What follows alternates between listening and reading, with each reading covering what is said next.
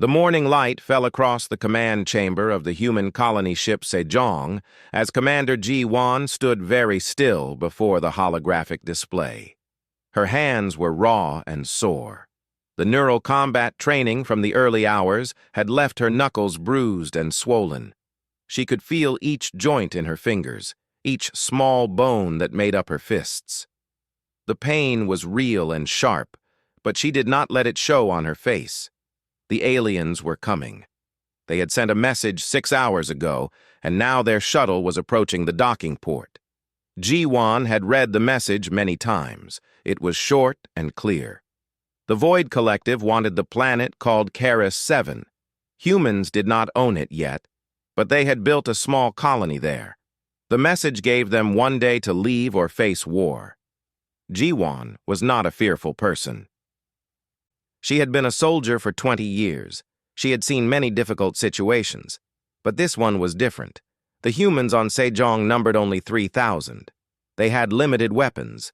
The Void Collective, from what the scout ships reported, had hundreds of fighters and technology far beyond anything humans possessed. A war would not last long. Humans would lose. The alarm sounded softly, and Ji-won straightened her uniform. The aliens were docking now. She took a breath and walked to the meeting chamber. Her knuckles ached with every step. The chamber was large and empty except for a long table and chairs. Ji-won sat at the far end, facing the door. 2 other humans sat beside her. One was Park Min-ki, a military strategist with sharp eyes and a quiet way of speaking. The other was Hae-jin, an expert in weapons and explosives. They were her best soldiers, chosen because they stayed calm under pressure. The door opened. The aliens came through first. They were tall, much taller than humans, almost 3 meters high. Their bodies were made of a clear material that looked like crystal or glass. Light passed through them in strange ways. They had shapes that looked like arms and legs, but these limbs were angular and sharp. They did not move like humans. They glided. The one at the front had a different color from the others. Its crystalline body held blues and greens within it, like light trapped in ice. This one was Ambassador Taleth. Ji-won recognized him from the images the scouts had sent back. Behind Taleth came several younger ones. These were the cubs, as the humans called them. They were smaller, less than 2 meters tall, and their crystal bodies were clearer, like new glass not yet aged.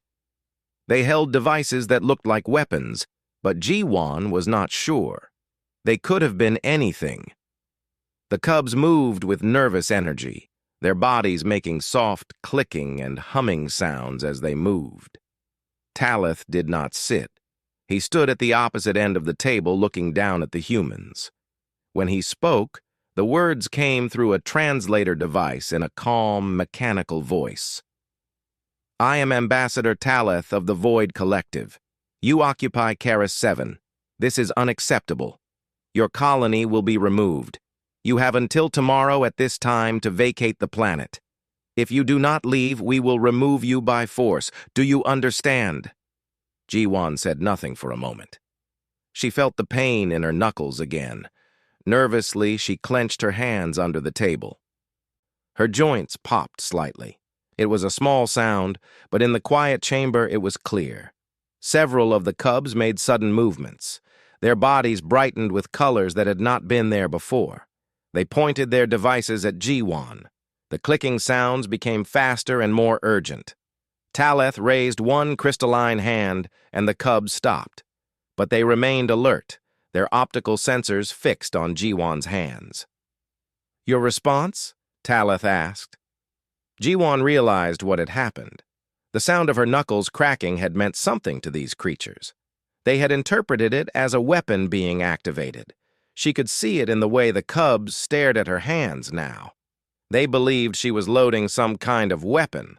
The young aliens were fascinated and frightened at the same time. Min-ki shot her a quick look. He had understood too. Hae-jin's jaw was tight, but she did not move. We will not leave, Ji-won said slowly. She raised her hands from under the table and placed them flat on the table's surface. Her knuckles were visible now, bruised and marked from the training. "This colony is important to humanity. We are not a threat to your people, but we will defend what is ours." Taleth tilted his head.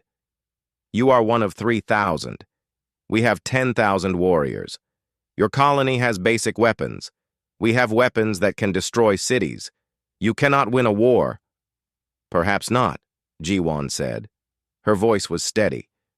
"But humans do not always think about winning or losing. We think about surviving. We think about our families and our homes.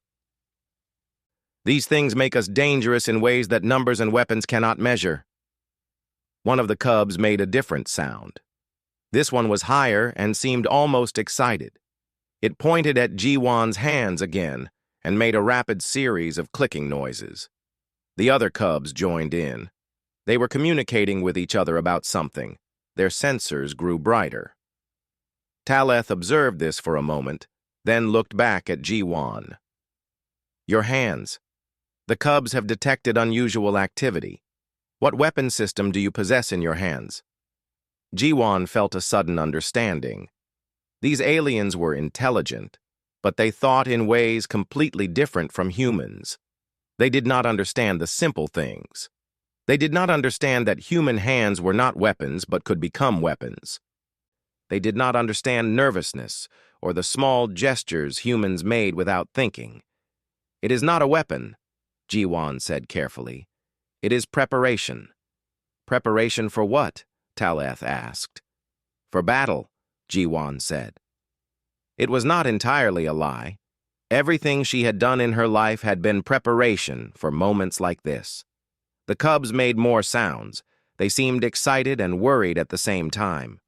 One of them, a pale blue one, moved closer to the table. It raised one of its crystalline limbs and tried to crack the joints as Jiwan had done. The sound was different, sharper and more brittle, but the cubs seemed satisfied.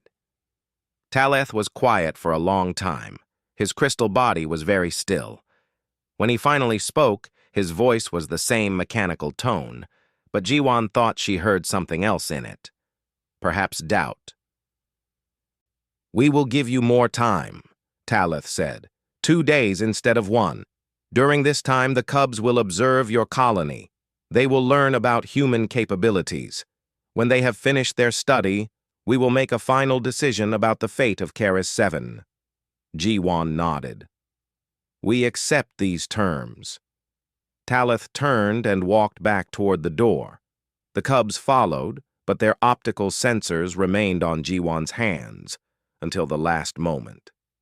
When the door closed behind them, the chamber was silent except for the soft hum of the ship's systems. Minki let out a long breath. "That was dangerous," he said quietly. "Yes," Jiwan agreed. She looked at her bruised knuckles. "But I think we just bought ourselves time." Heijin smiled slightly. "And they think you have some kind of secret weapon in your hands." "They do," Jiwan said. She clenched her fists, feeling the familiar pop of her joints. "Let us make sure they continue to believe that."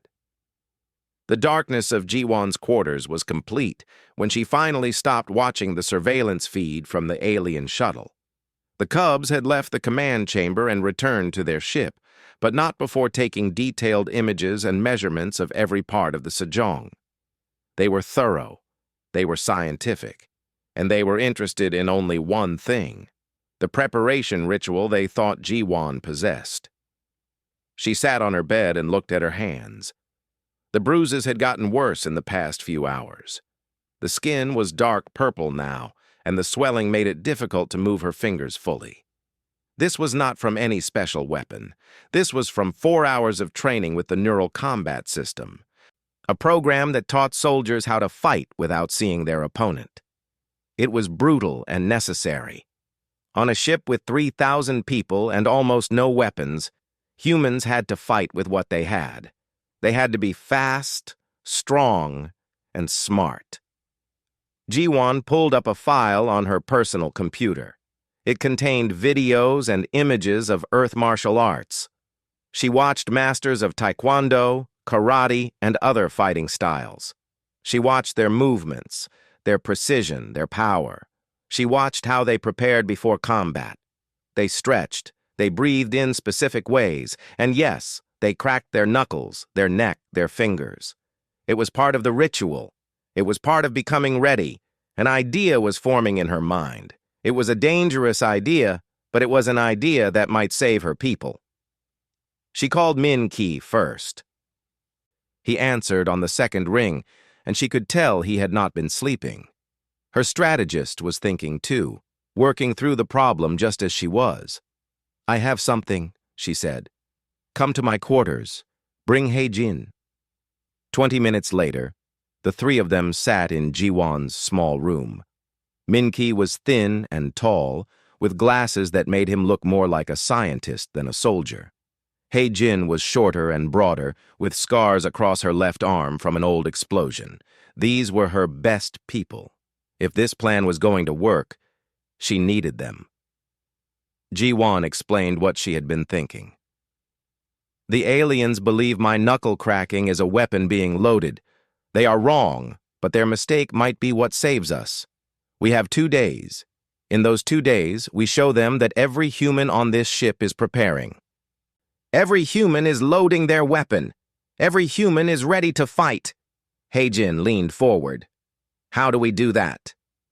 "We create a ritual," Ji-won said. "We use the training grounds. The cubs will come to observe us. We make sure they see soldiers preparing for battle.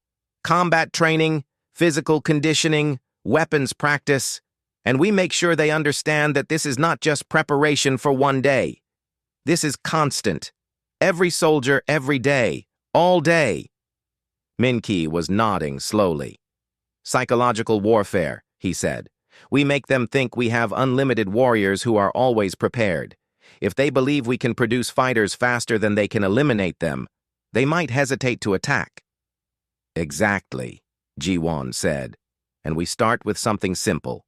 We start with the one thing they noticed, the preparation ritual.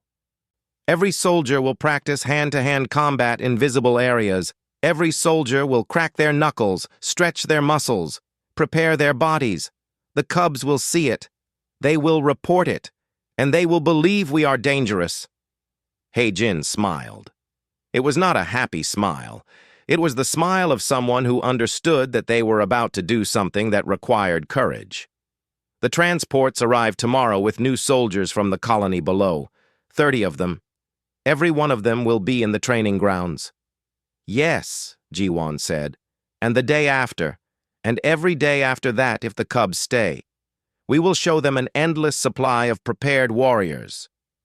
The three of them worked through the night, planning the details. They coordinated with other officers.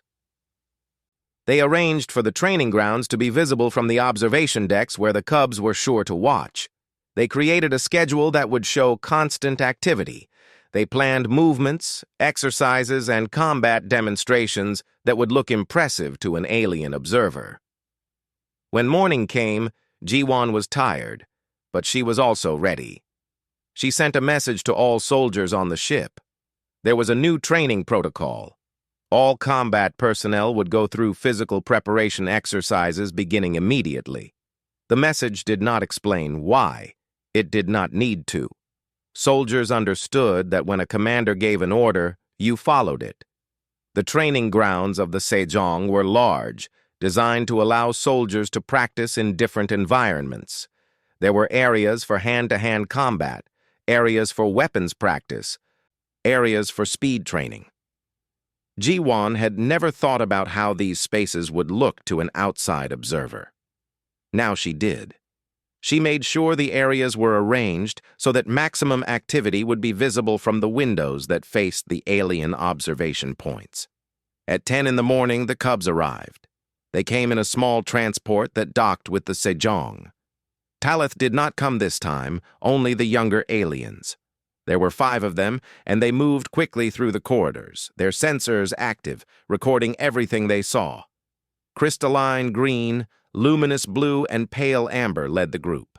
These were the ones who had been most interested in Ji-won's hands. They moved directly to the training grounds. What they saw was organized chaos. 50 soldiers were engaged in different activities. Some were doing hand-to-hand combat, throwing each other, practicing moves that looked graceful but deadly. Some were doing physical exercises, push-ups and sit-ups and movements that made their muscles strain. Others were practicing with weapons, moving quickly and precisely. And at the center of everything was Ji-won. She was leading a group through a traditional taekwondo form. Her movements were perfect, each one controlled and powerful. When she finished the form, she held up her hands and deliberately cracked her knuckles. The sound was clear and sharp in the training ground. The cubs' optical sensors brightened immediately. They moved closer, their devices recording every detail. One of them, luminous blue, tried to copy the movement. It cracked one of its crystalline joints. The sound was different, more like breaking glass, but the cub seemed satisfied. Min-ki, watching from a platform above, whispered instructions to the soldiers below. The training became more intense. Soldiers moved faster. Movements became more dramatic. They were putting on a show, and the show was working. For 3 hours, the cubs watched. They recorded videos. They took measurements. They compared notes in their clicking and humming language. What they were seeing was a human truth that Ji-won had realized long ago. Humans prepared for combat not because they had special weapons in their bodies. They prepared because their bodies were the weapons. Every muscle, every bone, every nerve was trained to fight. When the cubs finally left, they were making excited sounds. One of them kept repeating a particular clicking noise. The others responded. It was clear they had seen something that surprised them, something that did not fit into their understanding of human weakness. That evening, Ji-won checked the sensor data. The cubs had transmitted their observations back to the main ship. There was a lot of data, video files, measurements, analysis. Whatever they had seen, it was important to them. The next morning, new soldiers arrived from the planet. 30 fresh fighters, trained and ready, and they went straight to the training grounds. They began their own preparation rituals. They stretched, they practiced, and they cracked their knuckles. The cubs came back. This time they brought recording drones. They positioned themselves throughout the training grounds, capturing every movement, every gesture. The soldiers, now knowing what was expected, gave them a performance they would not forget. Ji-won worked beside her people. Her knuckles were more bruised now, her hands swollen and sore. But she cracked them anyway. She demonstrated every fighting technique she knew. She showed strength and precision and a kind of controlled violence that made the cubs' sensors flare with intensity.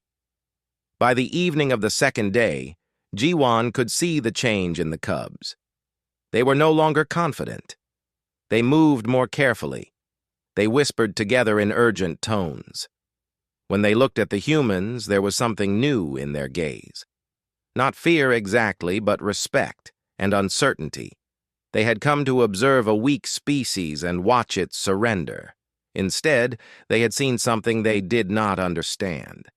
Something that suggested the humans might be far more dangerous than they had believed.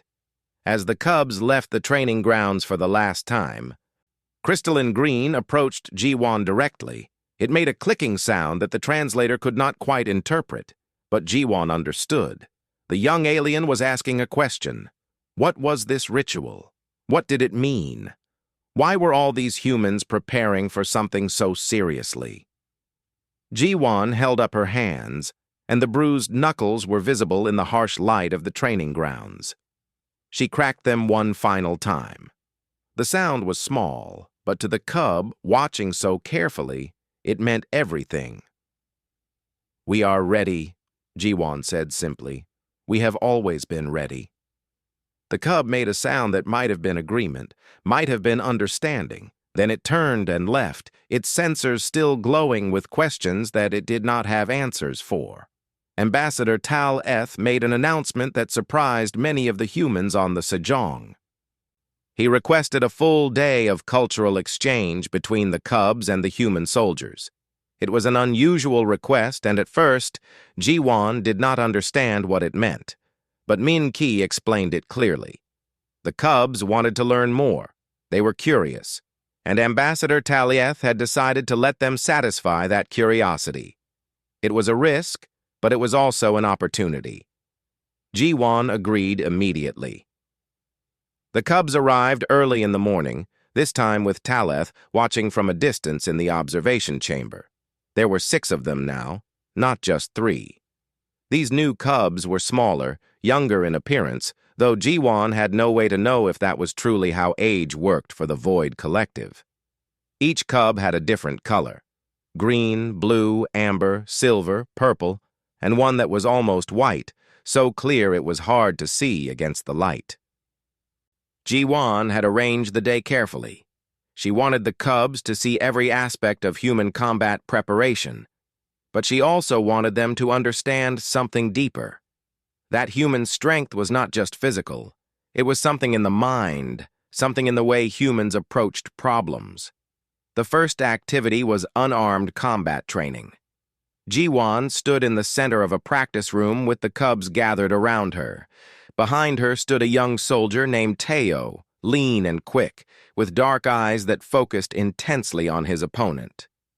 "Watch carefully," Ji-won said to the cubs, speaking slowly so the translator could keep up.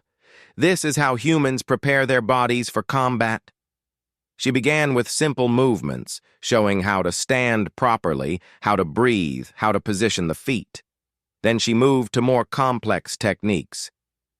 She showed the cubs how to move from one position to another, how to use the body's weight against an opponent, how to strike with precision. When she finished, she held up her hands. The bruises were darker now, almost black around the knuckles. "This is what happens when humans prepare," she said. "The body becomes strong. The hands develop these marks. These marks mean the person is experienced. These marks mean they are dangerous." The cubs moved closer, their optical sensors focusing on Ji-won's hands. The clear one, pale white, actually reached out and touched her bruised knuckles carefully. It made a gentle clicking sound. The other cubs joined in, creating a kind of harmony that was almost like music. Then Min-ki brought out something unexpected. He held up his hands, palms up. They were covered in scars, deep ones, from old battles. Some from cuts, some from burns. One long scar ran across his right palm, nearly cutting the hand in half. He had survived because he did not give up. He had survived because humans are stubborn.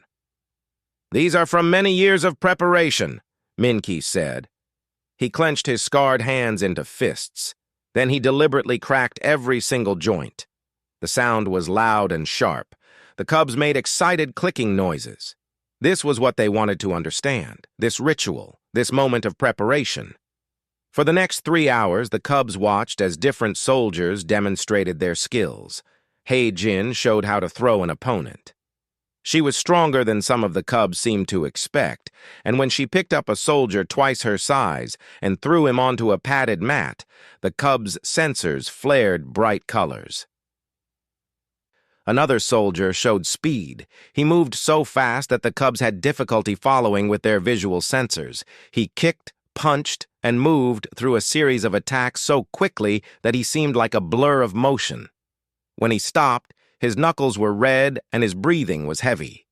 He cracked his knuckles, and the cubs recorded it from 5 different angles. Then it was time for the cubs to try.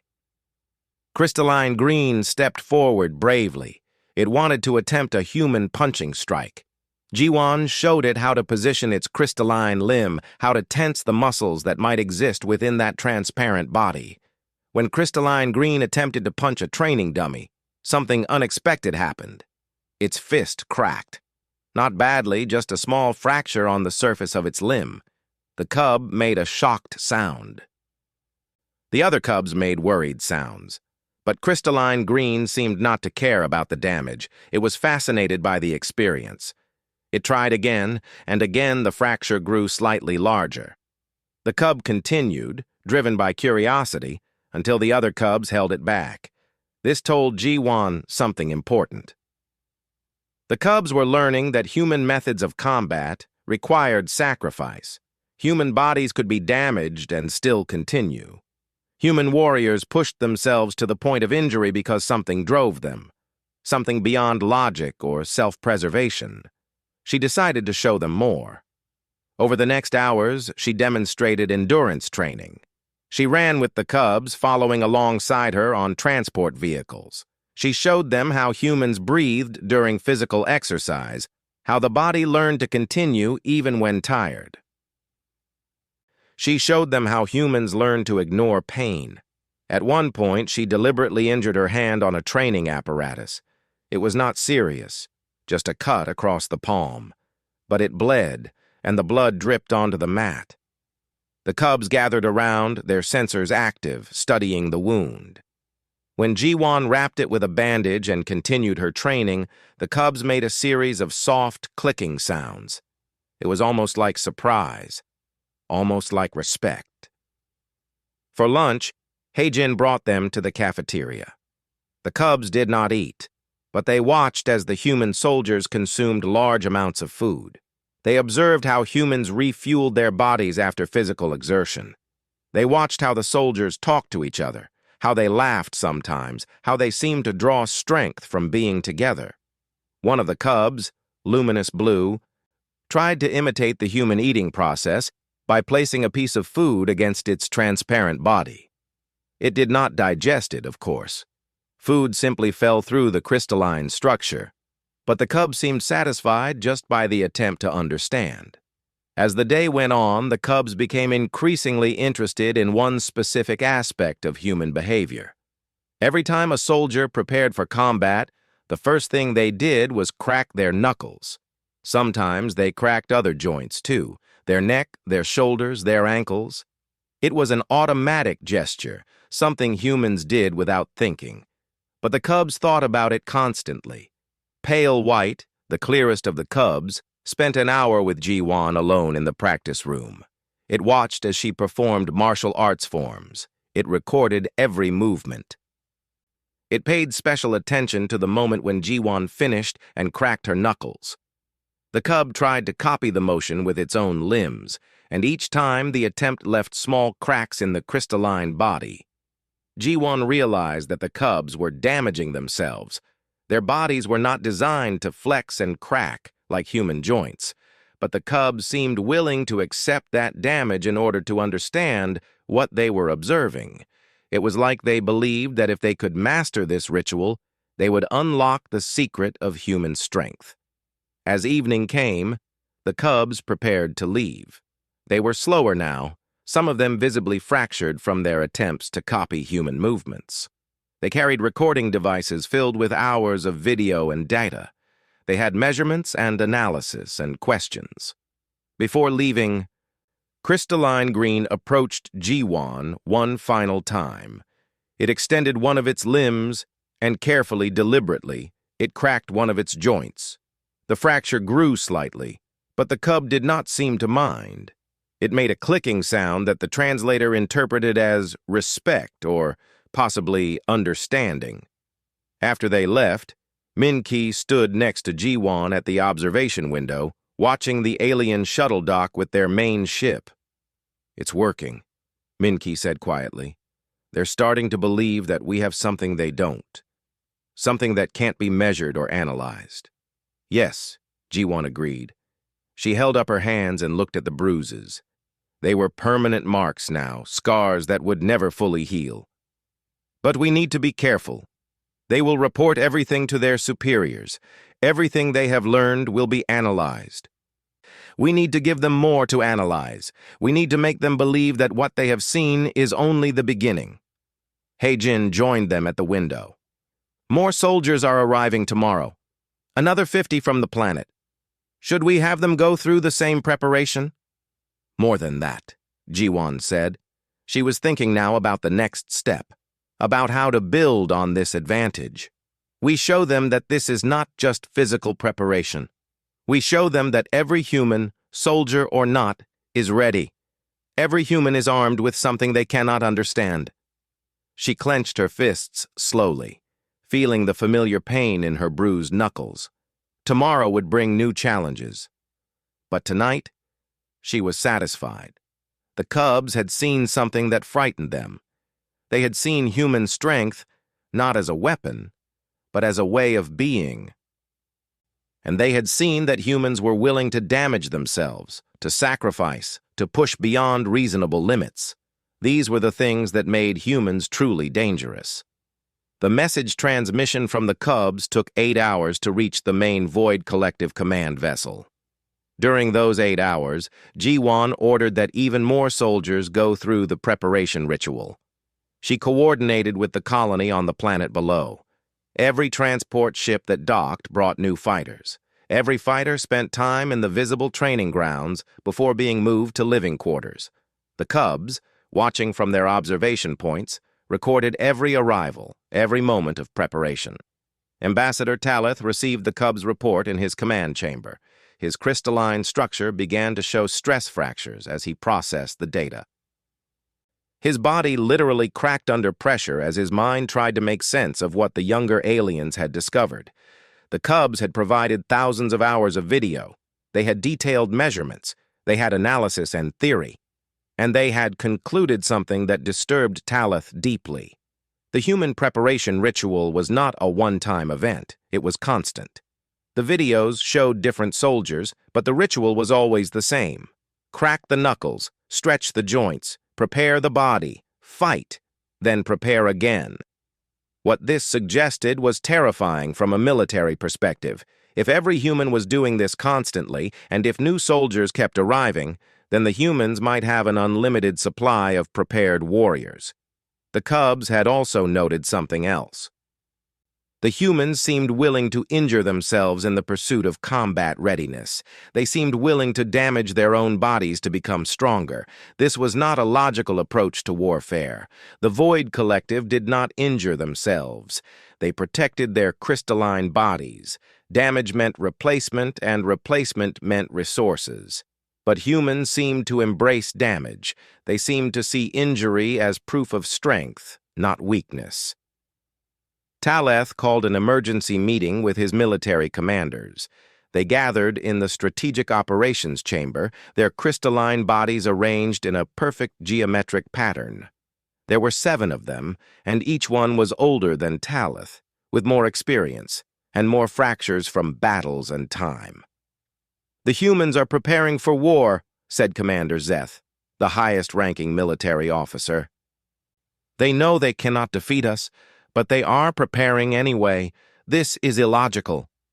"Or it is a strategy we do not understand," said another commander, Cal Ith. She was smaller than Zeth, but had the most extensive combat experience. "The Cubs report that the humans are constantly reinforcing their warriors. Every day brings new soldiers. Every day brings more preparation." Talith played the video data. He displayed the measurements. He showed the analysis that the Cubs had created.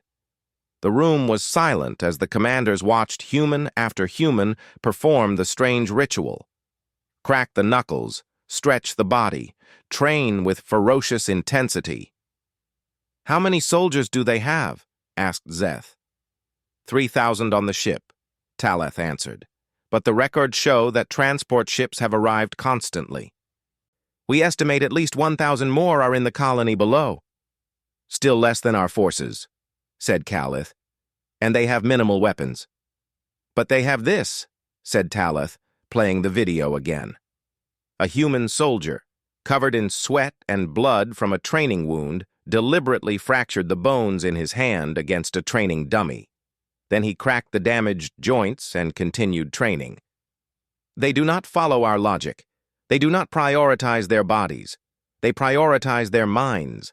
They prioritize something we cannot measure." The commanders argued for 3 hours. Half of them wanted to attack immediately, before the humans could finish their mysterious preparation. The other half wanted to wait, to gather more information, to understand what they were facing. But something had shifted. The certainty was gone. The Void Collective had always won through superior numbers and technology. They had always overcome their enemies because they were better equipped and more numerous. They had never encountered a species that embraced suffering as a tool for strength. Back on the Sejong, Ji-Wan received reports from her intelligence officers. The Void Collective was in turmoil. The military faction wanted to attack.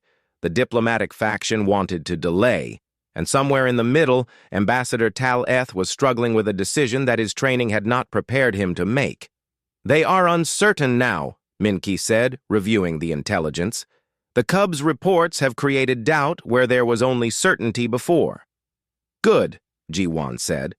But she knew this was also dangerous. An uncertain enemy was unpredictable. They might attack out of fear. They might attack out of a need to prove their superiority despite their doubts. She increased the intensity of the training operations. More soldiers, more visible preparation, more dramatic demonstrations of human combat skills. She even arranged for some of the soldiers to have visible injuries during the training. Bloodied hands, wrapped wounds, exhausted bodies pushing through pain. If the Void Collective was going to interpret human behavior, she would give them something to interpret that showed humans as beings who could not be easily defeated. 3 more transport ships arrived from the colony. Each one brought soldiers and supplies. The training grounds became crowded. The air filled with the sound of impact, the sound of bodies striking targets, the constant sound of knuckles cracking. The Cubs continued their observations. But now they seemed less interested in the training itself and more interested in why the humans were accelerating their preparation. They took measurements of how much food was consumed, how much water was used, how many transport ships arrived.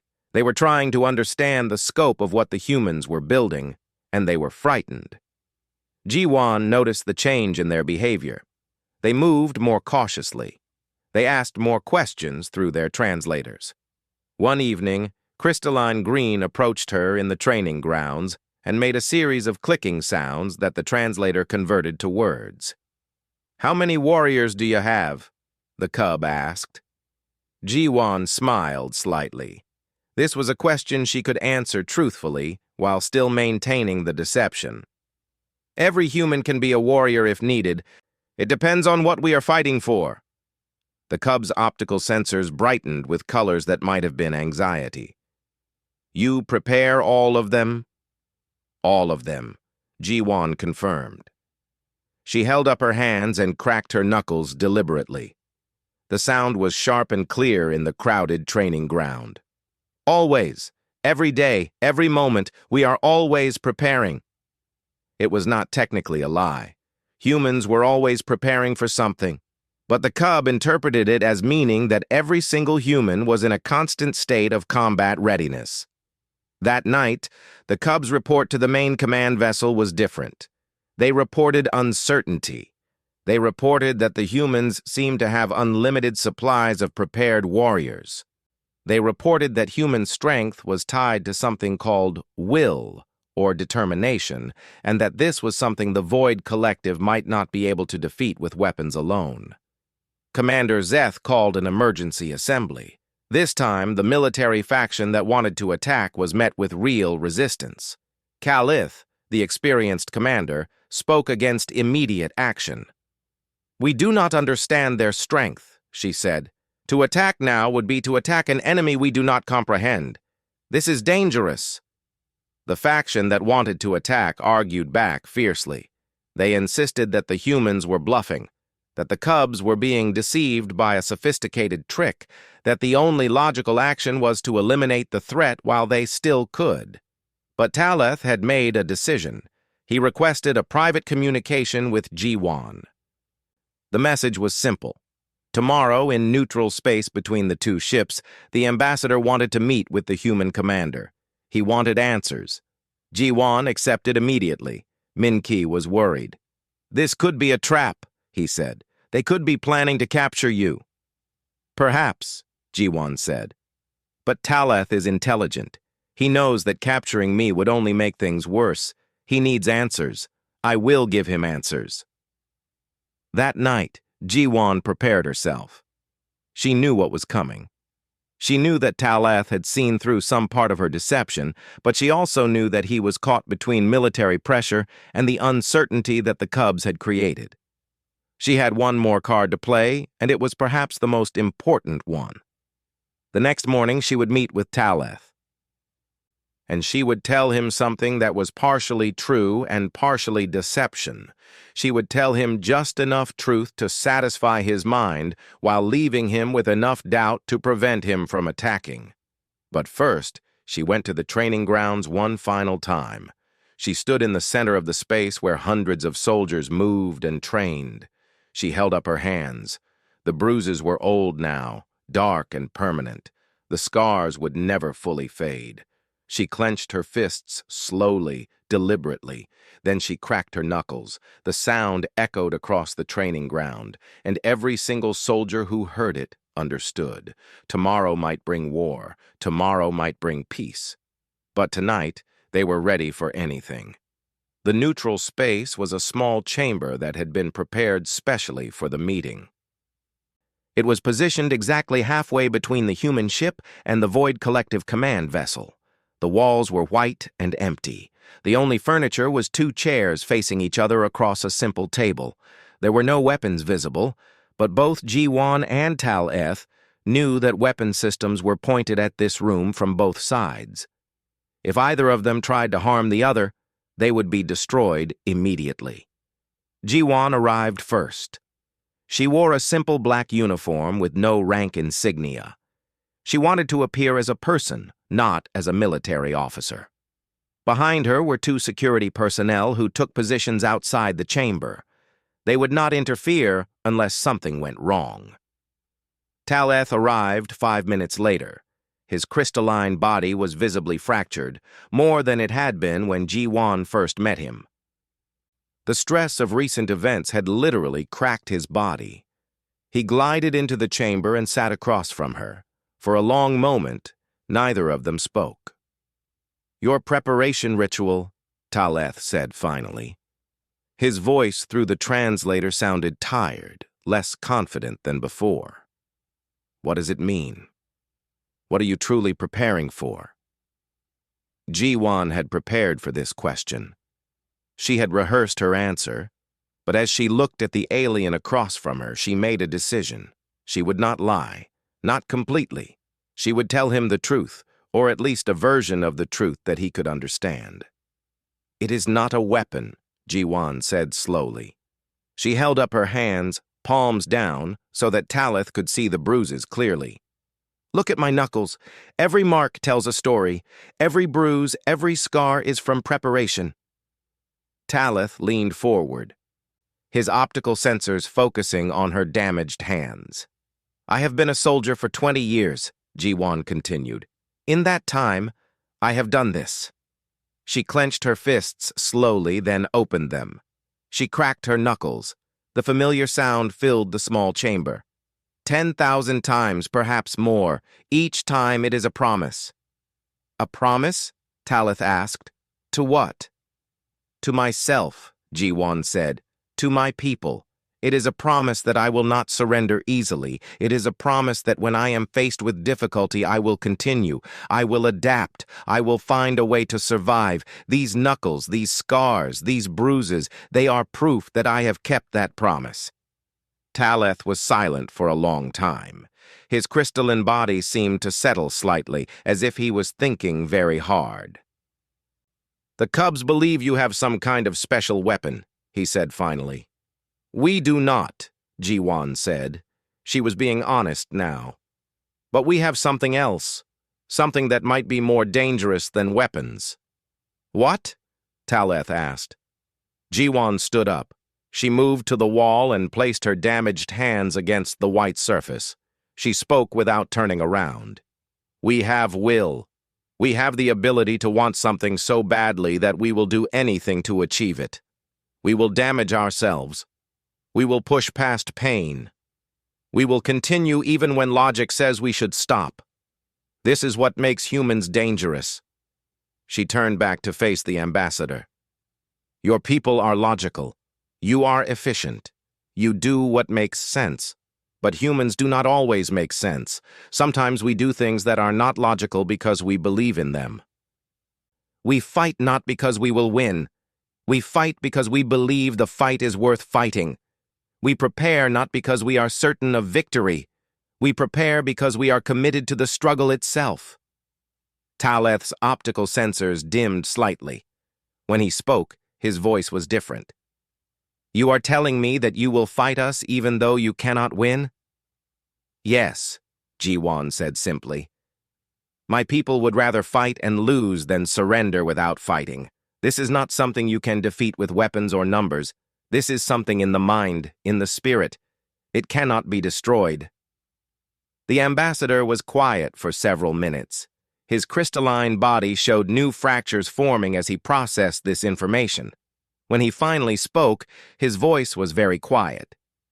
"If what you say is true, then invading your colony would not be a victory.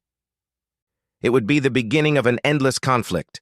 Your people would resist. They would fight for every building, every street. And even if we defeated you militarily, we could not defeat this spirit you describe. We would never be at peace." "No," Ji-Wan agreed. "We would not." Taleth stood up and began to pace. His movements were slow, thoughtful. "The Cubs believe that every human on your ship is in constant preparation for war. They believe you have unlimited warriors who are always ready. They believe your strength comes from something they cannot measure." "They are partly correct," Ji-Wan said. "But what they call warriors, I call people. What they call strength, I call determination. What they call preparation, I call living. Every human lives with the knowledge that struggle is part of existence. We are born into difficulty. We grow through challenge. We survive through adaptation." She clenched her fists again, and the pain shot through her damaged knuckles. "This ritual, this cracking of joints, this preparation, it is not just for combat. It is for life. Every human does this in some form. We prepare ourselves every day for the challenges ahead. The Cubs saw soldiers doing it, so they believe it is a weapon, but it is not. It is simply what humans are." Taleth stopped pacing. He looked at Ji-Wan directly. "If I recommend peace, my superiors will question my decision. They will say I have been deceived. They will say I am weak." "Perhaps," Ji-Wan said, "but you will also say that you chose to understand an enemy rather than destroy them. You will say that you chose wisdom over certainty. These are not the actions of someone weak. These are the actions of someone truly strong." The ambassador's optical sensors brightened and dimmed several times. His crystalline body was still visibly fractured, but his voice when he spoke was steady. "I will return to my superiors. I will tell them what you have told me. I will recommend that we withdraw our ultimatum and instead propose a mutual defense agreement. The threats we face in this sector of space are real. Humans and the Void Collective could be valuable allies." "And what will they say?" Ji-Wan asked. "Some will be angry," Taleth said. "Some will argue that I have been deceived. Some will demand that I prove my claims. But I will show them the data the Cubs collected. I will show them your strength, not as something to fear, but as something to respect. And I will tell them that I would rather have humans as allies than as enemies." Ji-Wan felt something release in her chest. Not victory exactly, but relief. The threat of immediate war was diminished now. "Thank you," she said. "Do not thank me yet," Taleth said. "There is still much that must be decided. But know this, I have learned something in our conversation. I have learned that your people are not the weak beings I believed them to be. The Cubs learned the same lesson, and they have already begun to respect you in ways they did not before. Perhaps with time, our peoples can become true partners." He extended one of his crystalline limbs toward her. The gesture was uncertain, as if he was not entirely sure what he was doing. But Ji-Wan understood it was an attempt to mirror human communication. She took his limb carefully. The crystal was cool and smooth under her damaged hands. She held it for a moment, then released it. "I think that is possible," she said. Taleth turned to leave, then paused at the door. "One more question. The Cubs have been attempting to copy your preparation ritual. They have damaged their own crystalline bodies in the process. Why do they do this? Ji-won smiled slightly. Because they recognize something true in it.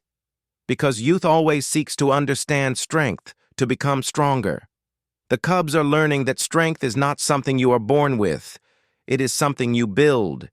They are learning to crack their own knuckles, metaphorically and literally. They will become formidable, Talith said.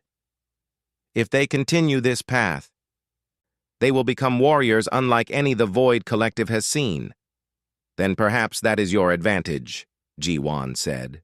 An ally that understands not just military strength, but the strength of will and determination. Talith made a sound that might have been laughter or agreement. Then he was gone, his crystalline form gliding away down the corridor. Ji-won stood alone in the empty chamber for a moment. She looked at her damaged hands. The bruises would eventually fade. The scars would eventually heal. But what had happened here, in this room, would change the course of history for both their peoples. She clenched her fists one final time and cracked her knuckles. The sound was small but clear. It was a promise kept. It was a ritual completed. It was the moment when one damaged human had made peace possible by showing an alien that damage was not weakness. Damage was proof of struggle. Damage was evidence of the human will to continue.